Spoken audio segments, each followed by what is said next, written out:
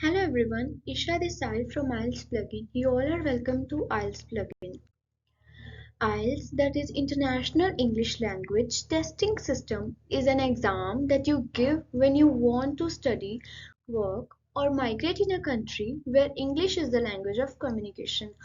आइल्स के एग्ज़ाम को हम तब देते हैं जब हम किसी भी कंट्री में जाना चाहते हैं पढ़ने के लिए, काम करने के लिए और रहने के लिए, जहाँ पर कि बातचीत करने के लिए लैंग्वेज कौन सी यूज़ की जाती है? इंग्लिश।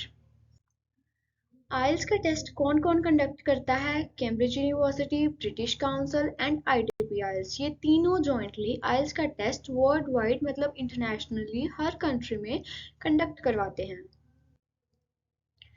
आइल्स के टेस्ट में जैसे हमारी एबिलिटी चेक की जाती है 4 मॉड्यूल से। इन चारों टेस्ट से वो हमें चेक करते हैं कि हम एक ऐसे एनवायरनमेंट में रह सकते हैं या नहीं रह सकते जहाँ पर कि इंग्लिश बोली जा सकती है। लिसनिंग में वो चेक करते हैं कि हम सुन सकते हैं कि वो क्या बोल रहा है, हम उसे सुनकर समझ सकते हैं, रीडिंग में हम पढ़ सकते हैं, राइटिंग में लिख सकते हैं और स्पीकिंग में बोल सकते हैं। इनके नाम से ही हमें साफ साफ पता चल रहा है कि क्या क्या होगा इनमें। ओके, उसके बाद आइल्स भी दो टाइप का होता है आगे, पेपर बेस और कंप्यूटर बेस। कंप्यूटर बेस ज़्यादातर वो बच्चे देते हैं जो कंप्यूटर में बहुत ही एक्सपर्ट होते हैं, क्योंकि इसमें राइटिंग में आपको सारा कुछ टाइप करना होता है। वैसे तो उन्होंने एक रफ पेपर और पेन दिया रहता है हमें, बट स्टिल हमारे पास कईयों के पास इतनी स्पीड नहीं होती कि वो राइटिंग जैसे पेपर पेन पर करते हैं वैसे ही सेम कंप्यूटर पर कर सके। और पेपर बेस में आपको पेपर्स दिए जाएंगे, लिसनिंग के लिए भी आपको एक आंसर शीट दी जाएगी जहाँ पर 1 से लेके 40 तक क्वेश्चंस होंगे, आपको आंसर लिखने हैं।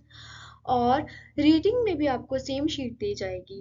वैसे तो ज़्यादातर बच्चे पेपर बेस देते हैं, लेकिन if you are an extremely good user of computer you can definitely go for computer base exam. Next, IELTS की फिर दो टाइप होती हैं, एकेडमिक और जनरल।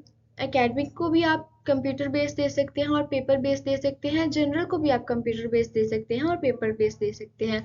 लेकिन एकेडमिक और जनरल दोनों एक दूसरे से डिफरेंट होती हैं। एकेडमिक वो स्टूडेंट्स देते हैं जिन्होंने आगे पढ़ने के लिए जाना होता है, यूनिवर्सिटी में या कॉलेज में एंट्रेंस के लिए जाना है। और जनरल वो लोग देते हैं जिन्होंने वहाँ पर माइग्रेट करना है, रहना है या फिर काम करना है। तो जब हम बात करें इसमें लिसनिंग की, लिसनिंग और स्पीकिंग ये दोनों मॉड्यूल आइल्स एकेडमिक के और आइल्स जनरल ट्रेनिंग के सेम होते हैं, बिल्कुल सेम, एग्जैक्टली सेम।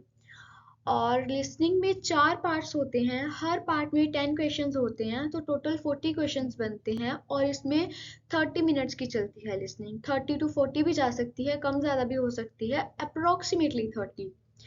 रीडिंग की बात करें जनरल की और एकेडमिक की, तो तीनों के तीन तीन सेक्शंस होते हैं, 40 क्वेश्चंस होते हैं और 60 मिनट्स होते हैं तीनों में। बट इसमें जो डिफरेंस है वो है टॉपिक्स का। रीडिंग एकेडमिक की अलग होती है और रीडिंग जनरल की अलग होती है। अलग अलग टॉपिक्स हैं, अलग अलग तरह से इनको ग्रेड्स दिए जाते हैं, लेकिन टाइम, क्वेश्चंस सेम रहते हैं। और राइटिंग की बात करें, राइटिंग में भी बिल्कुल वैसे ही, दोनों में दो दो टास्क और 60 मिनट्स दोनों को, जैसे कि पहले टास्क को 20 मिनट्स और सेकंड टास्क को 40 मिनट्स। लेकिन इसमें टॉपिक्स अलग अलग रहते हैं और मार्क्स का क्राइटेरिया भी अलग, लेकिन बस जो सेम है वो है टास्क और टाइमिंग्स। और स्पीकिंग की बात करें तो स्पीकिंग में दोनों की same 3 part 11 to 14 minutes approximately चलती है, लेकिन ज़्यादा भी चल जाए तो कोई बुरी बात नहीं है, बल्कि आपका उसमें फ़ायदा ही है।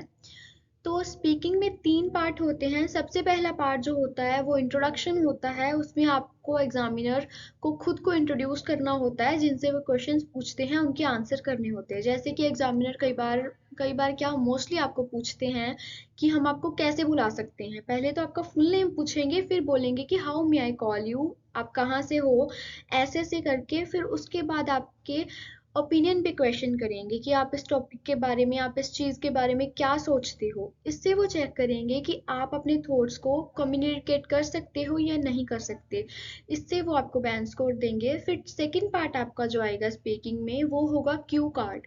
कई लोग उसको टॉपिक सेक्शन भी बोलते हैं, कुछ कुछ बोलते हैं। तो इसमें आपको एक टॉपिक दिया जाएगा और उसके उसके आगे उसके रिलेटेड ही 3-4 क्वेश्चंस होंगे। मान लो कि आपको टॉपिक दिया अबाउट योर फेवरेट पर्सन, फिर आपको आगे क्वेश्चन होंगे वो आपका फेवरेट क्यों है, आप उनसे कब मिले, लोग उनके बारे में क्या सोचते हैं और आप उनके बारे में क्या फील करते हैं। तो साथ में आपको एक छोटा सा पेपर और एक पेन दिया जाएगा, आपको 1 मिनट दिया जाएगा उसके बारे में प्रिपेयर करने के लिए। उस 1 मिनट में आप पेंसिल से लेकर उस पेपर पर नोट्स बना सकते हैं, बुलेट पॉइंट्स लिख सकते हैं कि आपको क्या क्या बोलना है, ताकि अगर आप बोलते बोलते रुक गए अचानक नर्वसनेस की वजह से या किसी भी चीज़ की वजह से, तो आप एक स्टोरी बिल्डअप करके उन्हें वहां से बता दें, कुछ ना कुछ ऐड कर दें, रुके ना। तो आपको जो सेकंड पार्ट होता है एज अ स्टोरी बोलना होता है कि उनको लगे कि हाँ भाई बिल्कुल प्रॉपर बोला है, और इसमें ऐसा भी नहीं कि आपको सच में ही बोलना है, क्योंकि कई बार वो हमसे ऐसे क्वेश्चंस पूछ लेते हैं जिनसे जो हमारे साथ हुआ भी नहीं होता, लेकिन फिर भी हम ऐसे नहीं बोल सकते नो सॉरी, हमको आंसर देना है। तो फिर आपको बुलेट पॉइंट्स लिख के एक स्टोरी क्रिएट करनी है, एक इमेजिनरी स्टोरी, और उसको बताना है। थर्ड पॉइंट में आपको क्या करना है, जो थर्ड पार्ट है उसमें डिस्कशन होगी, उसको डिस्कस करना है, वो क्वेश्चन पूछेंगे, आपको आंसर बताना है। कई बार वो आगे से पूछ लेते हैं कि क्यों, ऐसा क्यों, तो आपको एक वैलिड रीजन के साथ अपना आंसर प्रेजेंट करना है। ये आपकी यहाँ पर स्पीकिंग खत्म हो जाएगी एंड देन आपको बैंड स्कोर दिए जाएंगे आपके वे पर कि आपने किस तरह से बोला है, किस तरह से सब किया है। चारों मॉड्यूल के बैंड स्कोर होंगे, फिर उन चारों के मिलाकर आपका एक फाइनल रिजल्ट आएगा, ओवरऑल बैंड स्कोर। तो 5 बैंड्स दिए जाते हैं मॉडेस्ट यूजर को, जो बहुत ही कम इंग्लिश बोलते हैं, मतलब रुक जाते हैं, बहुत अच्छी नहीं बोल पाते। तो जो 6 बैंड्स दिए जाते हैं वो एक ऐसे यूजर को दिए जाते हैं जैसे कि आप समझ रहे हो बट बोलने में दिक्कत आ रही है, बट कर रहे हो कोशिश, तो उसको 6 दे देते हैं। और अगर आप अच्छे हो इंग्लिश में, समझ सकते हो, बोल सकते हो, लिख सकते हो, तो आपको 7 बैंड्स दिए जाते हैं। अगर आप बहुत अच्छे हो तो 8, but if you are an expert in English language, then you will definitely can get 9 band score. So here this video ends. Like and share if you find it useful, and don't forget to subscribe our channel. Stay tuned for more upcoming videos and tell us about the topic or on what you want further videos in the comment section. Thank you. Bye bye.